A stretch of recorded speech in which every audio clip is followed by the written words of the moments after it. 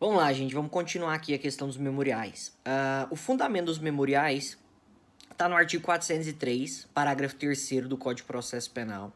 Importante dizer isso, tá? Antigamente, até 2008, não existiam memoriais, e só para contextualizar para vocês, tá? Traçar o plano histórico aqui. Não existia memoriais até 2008, eram só alegações orais. Veio uma lei 11.717 de 2008 e colocou a possibilidade de alegações orais de forma escrita, ou seja, instituindo então, né, os memoriais. Ou seja, os memoriais surgiram a partir da reforma processual penal. Então, o fundamento dele, fundamento da peça, é o artigo 403, parágrafo 3º do Código de Processo Penal. Prazo para apresentação dos memoriais, 5 dias, tá?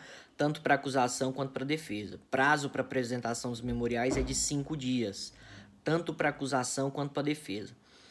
A gente sabe que no começo da peça, primeira coisa que a gente tem que tomar cuidado e ter atenção em relação ao endereçamento, né? Para onde a gente vai endereçar a peça. E nos memoriais é sempre bom deixar claro que os memoriais eles sempre vão ser endereçados para o juiz da causa, para o juiz que está processando a causa, beleza? Então os memoriais, tanto memoriais de acusação quanto memoriais de defesa, devem ser endereçados para o juiz em que o processo está tramitando, para o juiz, né, ou para o juízo que está responsável pelo processo, beleza? Para o juiz da causa. Então, endereçamentos memoriais sempre para o juiz da causa, para o juiz em que o processo está tramitando, para a vara em que o processo está tramitando, beleza? Bacana. A questão inicial dos memoriais, endereçamento, são coisas formais que a gente já abordou, né, anteriormente. Não vai precisar qualificar as partes de novo, as partes já vão estar qualificadas, mas é necessário fazer aquele preâmbulozinho. Coloca o nome das partes já qualificadas, vem, né, por meio de seu advogado subscrito, vem por meio desta apresentar o nome da peça, memoriais, o nome da peça é memoriais, tá? Não precisa colocar alegações escritas, coloca só memoriais mesmo. Beleza? O fundamento é o artigo 403, parágrafo 3º, como a gente já falou. E aí a gente vai adentrar então na peça aqui. O que é importante a gente entender aqui nos memoriais, tanto para acusação quanto para defesa? Como a gente já falou anteriormente, os memoriais, tanto da acusação quanto para defesa, são, né, a última oportunidade que as partes têm para falar no processo.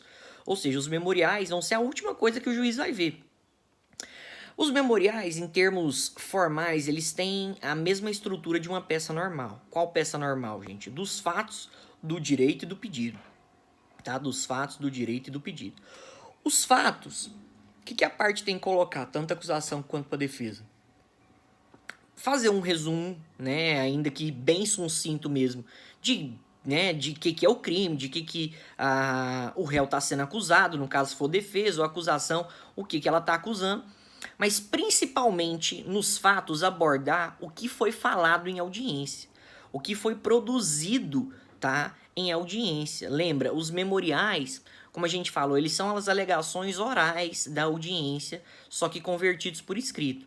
Então, nos fatos tem que ser colocado o que aconteceu em audiência. Então, colocar nos fatos como que foi o depoimento da vítima, o que a vítima falou, como que foi o interrogatório do réu, como que foi a oitiva das testemunhas, o que cada testemunha falou. Ou seja, nos memoriais vai se relatar basicamente o que aconteceu na audiência, instrução e julgamento.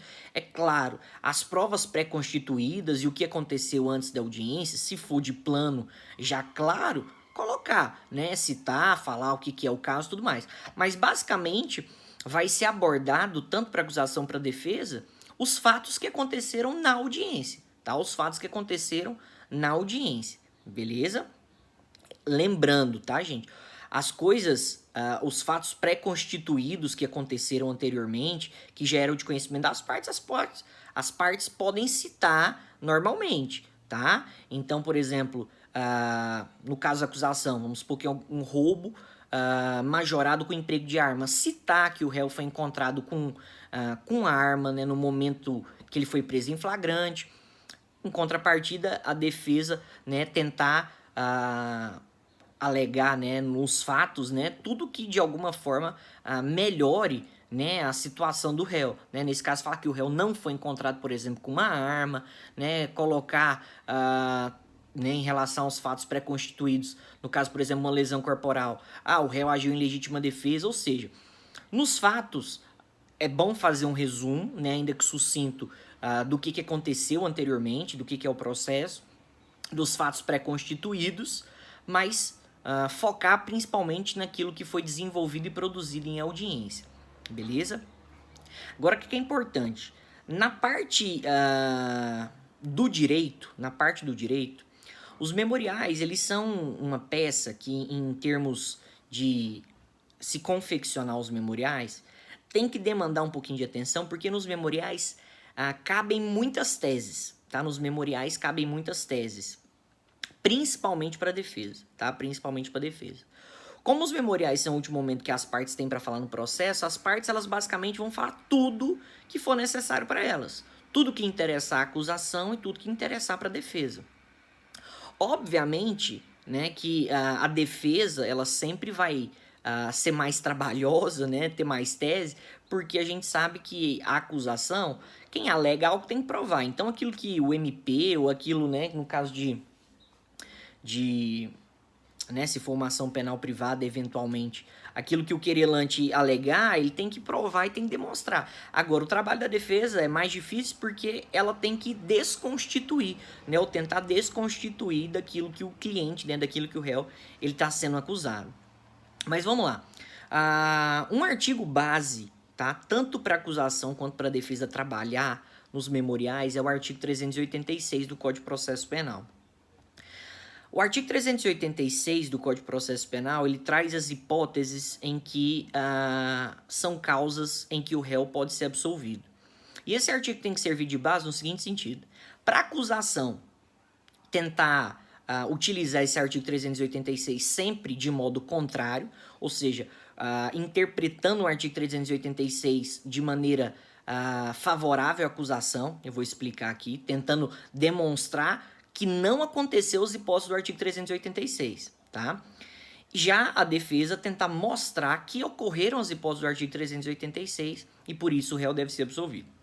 Então vamos lá, fazer uma apanhada aqui do artigo 386 do Código de Processo Penal. Lá no artigo 386 do Código de Processo Penal traz que o juiz ele absolverá o réu, né, mencionando a causa na parte dispositiva desde que reconheça. Vou falar os incisos aqui. Inciso 1, estar provada a inexistência do fato. 2, não haver prova da existência do fato. 3, não constituir o fato infração penal. 4, estar provado que o réu não concorreu para infração penal. 5, não existir prova de o réu ter concorrido para infração penal. 6, não existir prova suficiente para a condenação. Percebam, no artigo 386, basicamente, o que a acusação tem que demonstrar? A acusação tem que focar na teoria tripartite do crime nos 3 elementos. Quais são os 3 elementos do crime? Fato típico, ilicitude e culpabilidade. Ou seja, a acusação ela tem que demonstrar, né, de forma ali em que convença o juiz que houve autoria e materialidade. Que o réu ele foi o autor do crime, tá? Que o réu ele foi o autor do crime. E demonstrar materialidade, ou seja, provas suficientes que demonstrem que a infração ela realmente aconteceu. Por quê? Percebam que nos incisos daqui do 386, o que leva à absolvição do réu? Se ficar provada a inexistência do fato, ou não haver prova da existência do fato, ou não constituir o fato infração penal. Ou seja, situações de materialidade. O que a acusação tem que focar, então? Focar em demonstrar que houve sim uma infração penal. Há provas da infração penal. E que o fato ele constitui uma infração penal. Ou seja, nesses 3 primeiros incisos, a acusação, né, o trabalho da acusação é demonstrar o seguinte: houve um crime, houve materialidade e tentar trazer todas as provas relacionadas a isso. Exemplo, no caso de homicídio, tentar trazer, né, o exame cadavérico, né, a perícia testando que tem um cadáver, né, mostrando como que foi a lesão, beleza? Isso para acusação.